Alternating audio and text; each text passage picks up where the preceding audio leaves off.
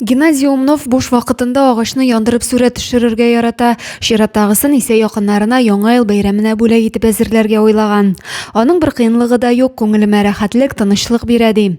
Зәйнең татар гимназиясын тәмамлаган егет булачак һөнәри итеп медицина өлкәсен сайлаган. Хәзерге көндә Минзәле шәһәренең медицина училищесында укый, туган шәһәренә уку практикасын үтәр өчен кайткан.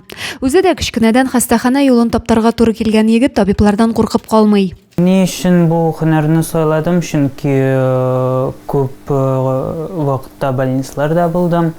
Больница үзенә ничек әйтим, якын киләме соң, шулай димме, үзенә тарта. Геннадий 1 яшьлек чагында катлаулы операция кичерә. Сау сәламәт туган баланың баш миендә шиш табалар.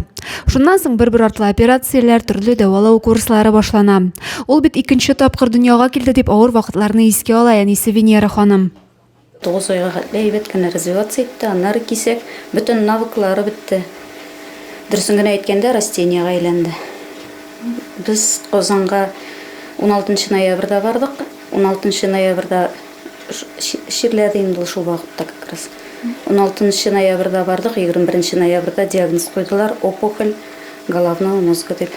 Геннадийның тагын бер шөгыле шигырьләр язу, аңа күбрәк мәхәббәт темасы якын, күңелем халаты турында язам ди.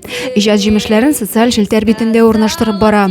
Шулай ук көйгә салып гитарада уйный. Укудан буш вакытында Минзәләнең район мәдәният йортына вокал түгәрәгенә йөри. Сеңлесе Влада белән дә бик дус, бер-берсенә ярдәмләшеп яшиләр.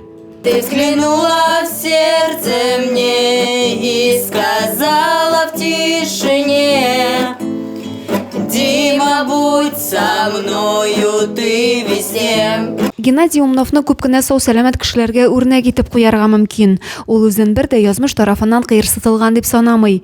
Киләчәккә хыяллар белән янып, һәр мизгелнең кадерен белеп яши. Укып бетергә, иң беренче. Укып бетергәч, эшкә керергә, урнашырга, укып бетергәч, вышкага кергәч, Минзәлә үземнең училищемдә укытучы булырга телим. Калырга шунда. Укытучы булып. Адилә Берханова, Александр Тимофеев, Максим Майоров, Зәй хәбәрләре.